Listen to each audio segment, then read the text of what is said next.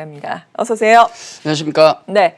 일단은 지수가 큰 조정을 받았다가 다시금 반등에 나서고 있습니다. 네. 조정을 받으니까 또 우리나라에서는 유동성의 힘이 다시금 일고 있다. 그렇죠. 신용이 다시금 또 네. 크게 증가하고 있고 지금 예탁금도 사상 최고 수준으로 크게 증가를 하고 그렇죠. 있다. 이런 소식이 나오고 있잖아요. 어떻게 봐야 될까요? 그야말로 지금 폭락 이후에 V자 반등인데 네. 거의 온갖 신기록을 다 갈아치우고 있다라고 보시면 될 것 같아요. 맞아요. 진짜 못 볼 것 우리가 다 보고 있는데 아마 지금 투자하시는 분들은 나중을 위해서라도 굉장히 좋은 경험을 하고 있다라고 생각하시면 될 것 같습니다. 네. 새로운 어떤 투자 어떤 경험이 쌓이고 있다. 저는 긍정적으로 보고 있고요. 그런 말씀 드린 적 있죠. 우리의 제 목표입니까? 몸에 살은 빼고 계좌에 살은 찌우고. 아주 좋네요. 네, 이게 지금 잘 되고 있는 것 같아서 굉장히 네. 저는 뭐 개인적으로 기분이 좋고요. 아마 개인 투자분들도 수익을 잘 내고 있지 않을까 하는 생각이 듭니다. 몇 가지를 좀 보여드릴 건데 시장은 지금 거의 내일이 없는 장에 가까워요. 네. 그러니까 뭐 올라갈 때는 미친 듯이 올라가고 또 빠질 때는 내일이 없다는 듯이 빠지는 모습이 나오는데 어떤 증시 어떤 전망이라든지 예측 같은 것보다는 팩트에 좀 집중을 하셔가지고 중심을 잡는 게 낫지 않을까. 지금 전망 자체가 어떻게 보면 무의미할 정도의 시장의 흐름을 보여주고 맞아요. 있거든요. 그렇기 때문에 전망보다는 지금 있는 사실, 팩트에 집중을 하시고 중심을 잡아가는 게 좋겠다는 말씀을 좀 드리겠습니다. 제가 팩트 몇 가지를 보여드릴 건데 양념은 크게 안 치고요. 적당히 보여드릴 거니까 해석은 여러분께서 하시고 판단하시고 전략을 세우시면 좋을 것 같습니다. 네. 중요한 팩트 중에 하나가 지금 코스피 거래 대금인데요. 거래 대금과 거래량을 지금 나타내고 있습니다. 최근에 거래 대금이 급증하고 있다는 얘기가 많이 들릴 겁니다. 어느 정도냐 하면 무려 월요일 같은 경우는 18조까지 나왔거든요. 어마어마한 수치입니다. 여기 뭐 작년 말이나 이럴 때 수치를 보시면 그때와 비교하면은 엄청나게 많이 늘었죠. 근데 재밌는 게 뭐냐면 아래쪽이 거래량입니다. 이게 거래량이고 이 거래 대금인데 거래량의 최근의 흐름을 보시면은 그냥 뭐 옆으로 기고 있는 정도예요. 그러네요. 그렇지 않습니까? 근데 거래 대금은 급증을 하거든요. 이게 어떤 걸 얘기하냐면 거래량이나 거래 대금이 늘어난다는 것은 그만큼 시장에서 매매가 많다는 것이고 매매가 많다는 것은 뭐가 좋은 게 있으니까 매매가 많겠죠. 화랑장을 보여주고 있다는 것을 의미하고요. 특히 거래량은 별로 없는데 왜 거래 대금은 증가하는가? 예를 들면 그렇죠. 어제 예를 들어서 거래량이 뭐 10주가 거래됐다. 이게 양이죠. 네. 10주가 거래되고 오늘도 10주가 거래됐다. 그럼 거래량은 똑같아요. 근데 어제 10주가 거래된 것은 10,000원짜리 주식이 거래된 것이고 오늘 10주 거래된 것은 100만 원짜리가 거래된 거예요. 네. 그럼 거래 대금으로 계산하면 10,000원짜리 10주면 10만 원밖에 안 됩니다만은 그렇죠. 거래대금 오늘 같은 경우는 10주가 100만 원짜리이기 때문에 거래대금이 1,000만 원 늘어나는 네. 거예요. 그러니까 거래량은 크게 늘어나지 않는데 거래 대금이 이렇게 급증하는 것은 그만큼 시총 상위주, 대형주가 움직이고 있다는 것을 얘기하고 있거든요. 시장 포커스를 우리가 어디에 맞춰야 될 것인가. 어제 LG화학 보셨지 않습니까? 10% 이상 말도 안 되는 상승이 대단하죠. 나오고 NC소프트 같은 경우는 사상 최고치 그 대장 게임주가 8% 급등했거든요. 이런 것들이 여러 가지 전기차도 마찬가지고 대부분 종목들 섹터들 보면은 5%에서 뭐 10%는 쉽게 움직입니다. 그러니까 이런 장에서는 어렵게 막 작은 종목 뭐 이상한 종목 찾아가는 것보다는 흔히 우리가 얘기하는 쉬운 종목 쪽으로 가더라도 대형주에서 충분히 수익을 낼 수 있다는 것을 의미한다. 지금은 화랑장이자 대형주에서도 충분히 수익을 낼 수 있는 장이다라는 말씀을 좀 드리겠고 두 번째 팩트를 좀 보시면은 방금 아까 말씀하셨던 사상 최대의 고객 예탁금입니다. 네. 야, 이 그림 보니까 무섭습니다. 어마어마하네요. 이게 최근 1년간이기도 하지만은 그동안에 이런 고객 예탁금이 늘어난 적은 없었어요. 지난 4월 1일 날 보시면은 한 47조까지 늘어났거든요. 이때 한 47조까지 나왔다가 지금 현재 분위기를 보면은 48조 2천원까지 나왔어요. 엄청난 상승세를 보이고 있는데 물론 이제 신용융자 같은 경우도 가파르게 올라갑니다. 근데 이제 신용융자라는 것은 물론 올라오면 부담은 되겠지만은 시장의 전체 시총이 늘어나면 신용융자는 자동으로 늘어나게 돼 있어요. 자연스러운 현상이다. 다만 각도는 조금 부담입니다. 그래서 그건 조금 우리가 자제할 필요가 있다는 말씀 드리겠고 네. 이런 사상 최대 고객 예탁금이 나오고 있는 것을 어떻게 봐야 되는가? 우선 뭐 계속 말씀드린 부분이지만은 돈이 갈 데가 없어요. 이건 우리만 그런 게 아니고 미국도 지금 뭐 개인 투자자의 힘이 엄청나다고 얘기하고 있지 않습니까? 로빈후드. 그렇죠. 네. 우리나 미국이나 같은 현상이 나오고 있고 특히 아마 오늘도 우리 부동산 규제가 나오는 걸로 알고 있는데 그쪽은 다 묶으려고 계속 하다 보니까 자금들이 투자처가 없다 보니까 다 정시 쪽으로 오는 거예요. 네. 이런 정시 자금이 시장을 끌어올리고 있는데 또 하나 중요한 것은 이런 개인 투자 자금의 성격이 조금 변하고 있다는 것. 상당히 자금 성격이 개인 투자자들이 스마트해지고 있다는 것 하나가 있겠고 네. 또 하나 지난번에 말씀드렸던 것 특징 중에 하나 가장 큰 것 제가 짚어드린 게 1.4 능력이라고 제가 말씀드렸지 않습니까? 한 점을 향해서 쏘는 능력이 발달했다.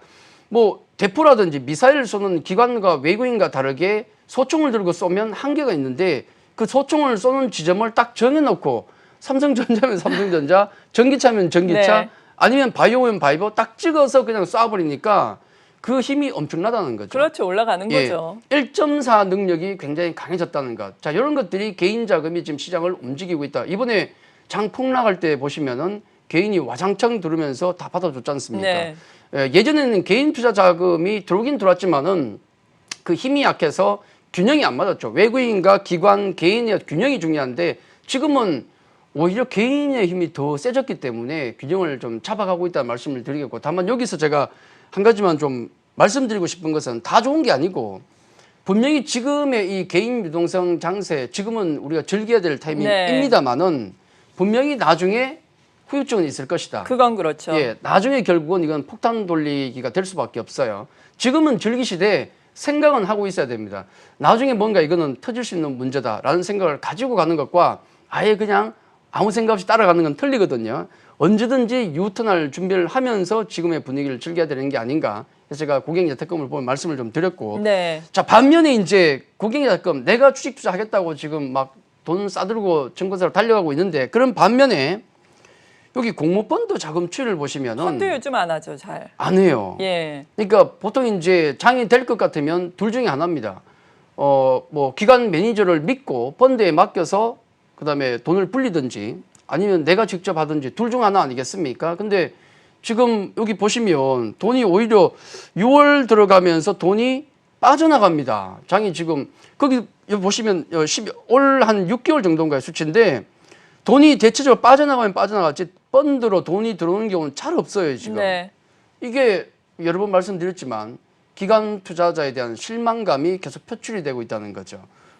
지난 2008년에 리만 사태 때 전혀 대비를 못하고 당했던 우리 기관 투자자 그리고 또 이번에도 마찬가지고요. 또 사모펀드 사고도 터지고 등등 해서 사모펀드든 공모펀드든 믿지 못하겠다. 그럴 바에야 내가 하겠다는 어떤 세력들이 강합니다. 그래서 개인 투자자분들이 직접 공부해서 내가 하겠다 팔 걷어붙이고 이런 현상들이 나오고 있다는 점. 자, 이런 점들도 지금 시장의 가장 큰 특징 중에 하나가 아닌가 하는 생각이 들고 그리고 또 하나의 또 사상 최고치 기록한 게 또 있습니다. 이게 한두 개가 아닌데 외국인 매수세가 또 오랜만에 어제 들어왔습니다. 어마어마했죠. 예, 근데 거래소는 많이는 안 들어왔는데 네. 코스닥 쪽에 무려 4,300억이 들어왔어요.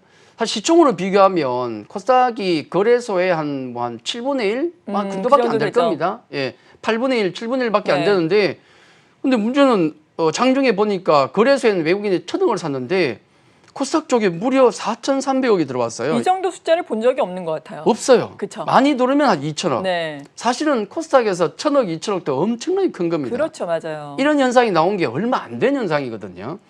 근데 최근에 뭐 1,000억에서 2,000억 나오다가 갑자기 4,000억까지 쳐지는데 이건 어떤 종목을 들어왔는가를 훑어보면은 뭐 개별 종목에 들어온 게 아니고 대부분 다 시총 상위 종목이에요. 네. 그러니까 약간 인덱스의 느낌이 강하다는 거죠. 그러니까 지수를 따라가는 펀드에서 들어왔을 가능성이 높다. 사실 우리 코스닥에서 외국인이 차지하는 비중이 한 10%밖에 안 됩니다. 얼마 안 돼요. 그러다 보니까 개인 자금이 움직이고 있다 보니까 개인 투자자의 힘이 더 영향이 발휘되는 게 코스닥이고 그러다 보니까 코스닥이 더 강하게 움직이는데 원래 외국인은 코스닥에 크게 관심이 없습니다. 10% 정도 비중밖에 안 되는데 최근에 갑자기 많이 들어오죠. 왜냐하면 그렇죠.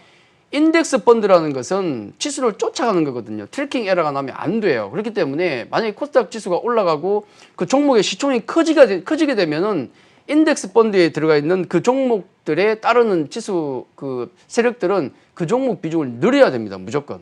그건 기계적으로 늘릴 수밖에 없어요. 해서 한 4,300억 들어오는 것은 기계적인 인덱스 펀드에서 들어온 게 아닌가라는 생각이 들고 그래서 말씀드리고 싶은 것은 내 종목에 외국인이 왕창 들어왔어. 와, 이게 무슨 일이야? 호재 생겼나? 아니거든요.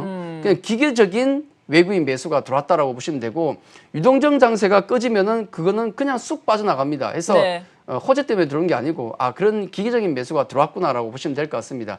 자, 지금까지 살펴봤던 여러 가지 이런 어떤 사상 최대의 수치들을 보면 분명히 지금은 유동성 장세가 진행 중이다. 충분히 즐길 수 있는 장이다. 다만 이제 그 뒤가 우리는 항상 뒤를 생각해야 되기 때문에 나중을 대비한 준비는 하면서 지금 시장을 유동성 장세를 즐기자, 그렇게 말씀드리겠습니다. 네, 유동성 장세는 당분간 이어질 수는 있겠지만 후폭풍은 있을 테니까 조금 대비를 하자라는 말씀이신데, 혹시라도 지정학적 리스크가 우리 증시에 악재가 되진 않을까라는 걱정이 좀 들기도 하거든요. 어제 장 마감 이후에 북한이 또 남북 연락소를 폭파하지 않았습니까? 그렇죠. 이러한 부분에서 예고가 나온 지 한 사흘 만에 일어난 일이었는데, 사실 그동안 지정학적 리스크가 불거지더라도 우리 증시는 단기 타격에 그치기는 했었어요. 오늘은 어떨까요? 저거 우리 돈인데. 맞아요. 우리 세금으로 만든 연락사무소인데. 우리 돈인데 저거 200억인가요? 지금 우리 건데 그냥 폭파시켜버리네요. 일단은 예고된 거죠. 네. 뭐 예고된 거기 때문에 설마 했는데 진짜 폭발을 시켰는데 그러게요. 좀 아쉬운 마음은 좀 있습니다. 지난번 뭐 판문점에서 좋은 어떤 그런 다 해놓고 지금 갑자기 팔을 다 깨고 있는데 어쩔 수 없는 것 같아요. 왜냐하면 그동안 북미 회담을 했지만 북한에서는 가져간 게 아무것도 없고, 거기다 지금 코로나 사태까지 북한 경제 같은 경우는 상당히 어렵거든요. 네. 그러면 분명히 시선을 뭔가 다른 쪽으로 돌려야 됩니다. 아마 또 작전을 하고 있는 것이 아닌가 하는 생각이 듭니다. 요거 하나 보시죠. 그런 이제 폭파시키고 나서 트럼프 대통령이 한 얘기를 잠깐 보는 게 중요합니다. 네. 트럼프 대통령이 무슨 소리를 했는가 하면 와우라고 하네요. 뭐가 좋은지 모르겠지만 설마 뭐 폭파시켰다고 좋아하겠습니까? 그게 아니고 리테일 세일즈 얘기를 하고 있어요. 네, 리테일 세일즈. 미국 증시의 호재가 된 소매 판매. 네, 소매 판매가 17.7%. 사실 그럴 수밖에 없죠. 워낙에 안 좋았다가 올라오는 거니까. 네. 베이시스 이펙트입니다.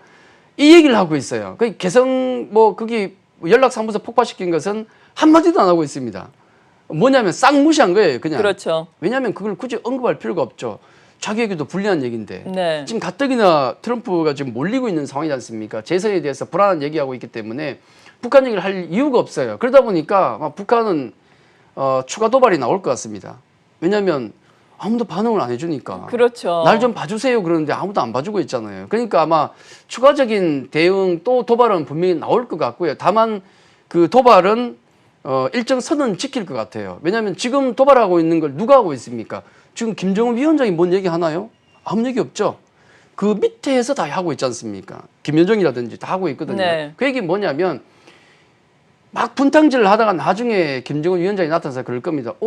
얘들이 왜 이랬지? 미안하다. 그럼 끝나는 거예요. 그 선은 지금 남겨두고 가고 있는 겁니다. 북한도. 일정 선은 지키고 있기 때문에 그 점은 우리가 생각해야 되겠고, 경험적으로 보더라도 항상 우리 지정학적 리스크 같은 경우는 변동성 요인은 됐어요. 그렇죠. 흔드는 요인은 됐는데 그게 절대로 시장의 추세를 바꾸는 경우는 없었어요. 맞아요. 그동안. 그건 기억하셔야 되고, 또 하나 기억해야 될 거 결론 중에 하나는 아까 방금 말씀드렸던 김정은 위원장이 아무 얘기 없었거든요. 만약에 김정은 위원장이 직접 뭔가를 얘기하든지 얘기가 나오면 그때는 조금 상황이 다를 것이다. 그때는 여러분들이 조금 다르게 보고 약간의 대응은 필요하다까지만 제가 말씀을 드리겠습니다. 네, 어제는 이 시간을 통해서 이에 따라서 그전부터 많이 올라온 방산주들 좀 차익 실현을 해 나가자라는 의견을 들어봤거든요. 이제는 좀 시각이 달라질 수 있을까요? 방산주와 남북 경협주 어제는 이제 같이 올랐는데 어떻게 그렇죠. 보세요? 방산주는 단기적으로 대응할 수밖에 없습니다. 그렇죠. 그건 단기적인 이펙트 실적 늘어나는 거 없거든요. 그러니까 모멘텀 관련주로 단기적으로 우리가 활용하는 게 좋겠다는 말씀을 좀 드리겠고, 경협주는 아마 예를 들어 연말에 어떤 변수가 있을 수도 있겠지만은 제가 보기엔 시장이 될 때는 경협주는 굳이 볼 필요는 없습니다. 네. 시장 관련주를 보시지 그 반대 측면에 있는 경협주는 굳이 크게 관심 가질 필요 없다. 그렇게 정리해드리죠. 네, 그렇다면 오늘 전략은 어떻게 세울까요? 예, 오늘 전략은 제가 우선 그림을 보면서 말씀을 좀 드리겠는데요. 코스닥 일봉입니다. 제가 늘 거래소를 가지고 나오다가 오늘은 코스닥 일봉을 가지고 나왔어요. 지난주에도 우리 그 전략 자체가 강남 스타일 전략 갈 때까지 가보자 라는 말씀을 드렸는데 예. 마찬가지의 뉘앙스지만은 굉장히 이번 주에 중요한 일이 터졌어요. 뭐냐면 세 가지를 말씀드리겠는데, 우선은 여기 밑에 보시면은 이 추세선이 돌아 나오고 있기 때문에 뭐 조정 좀 나와도 된다. 괜찮습니다. 뭐 그동안 올라간 게 이제 어떻습니까?